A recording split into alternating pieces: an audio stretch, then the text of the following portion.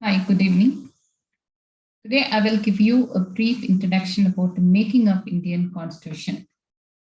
Constitution, which is not a mere lies document, it's vehicle of life, and spirit is always the spirit of age. This quote which was given by Dr. B.R. Ambedkar. The word constitution is of French origin, which is generally used for regulation and orders. After India attained freedom, the dream of the constitution makers was to evolve such a viable model of governance that would best serve the nation, keeping the primacy of the people as central. On 26th November 1949, we, the people of India, resolved to adopt, enact, and give to ourselves the Constitution of Independent India. In the commemoration of the 125th birth anniversary of Dr. Bhimrao Ambedkar on 26th November in the year of 2015, both the Houses of Parliament, which held dedicated sittings for discussions on commitment to India's constitution as a part of celebrations. Since then, the day of 26th November is celebrated as the Constitution Day every year. The Constitution of India, which lays down a structure for political, economic, and social democracy. The evolution of representative institution in the country, which began many decades before 26 January 1950. The Charter Act of 1853, which provides some sort of separate legislature in the form of 12-member legislative council. The Indian Council Act 1861, which is described as the prime charter of the Indian legislature, which inaugurating the system of legislative devolution in India. And it was followed by the Indian Council Act of 1892 and 1909, that act which is known as the Minto-Mali reforms, and that act which was introduced an element of election and representation in the Legislative Council at the Union. However, none of these acts provided for say to the native elements in the matters of the legislation and administration. See, the Government of India Act of 1919, which gave effect to the Montagu-Chelmsford reforms, and it established a bicameral legislature at the Union for the first time and introduced some elements of responsible form of government in the provinces. The national leaders found the 1919 reforms which is inadequate, and they have considered the same as unsatisfactory and disappointing, and urged the British Parliament to take all the steps to establish the fully responsible government in India in accordance with the principle of the self-determination. In 1922, Mahatma Gandhi, who asserted the demand that India's destiny should be determined by the Indians themselves. After the significant development of the Indian constitutional history was the enactment of the Government of India Act of 1935, and that act occupies a significant place in the constitutional history of India, as the act had endeavored to give a written constitution to the country for the first time.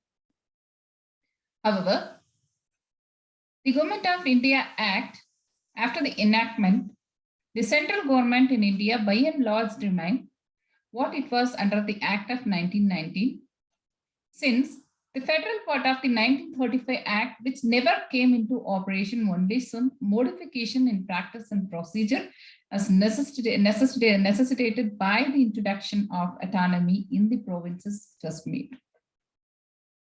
The Quit India movement of 1942, which lent a new thrust to the freedom struggle in India. Subsequently, there were several efforts to work out the transfer of power and to provide a constitutional framework for the free India. As a part of this effort, the cabinet mission, which was arrived in India on 24th March 1946, the purpose of this mission was to assist the Viceroy in setting up in India the machinery by which the Indians could devise their own constitution. The cabinet mission presented on 16th May 1946 a scheme of its own, laying down the principles and procedures for framing the future constitution of India. In respect for the formation of the Constituent Assembly, in order to frame the Constitution without delay, the plan suggested these things, that is, to allot to each province a total number of seats in proportion to its population, to divide the provincial allocation of seats between the main communities in each province in proportion to their population, to provide that the representatives allotted to each community in a province shall be elected by the members of the community in its legislative assembly.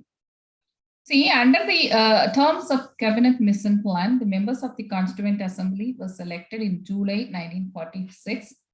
The Indian Independence Act 1947 provided that the Constituent Assembly would have unlimited power to frame and adopt any constitution and even to supersede the Indian Independence Act itself without the need for any further legislation on the part of the British Parliament.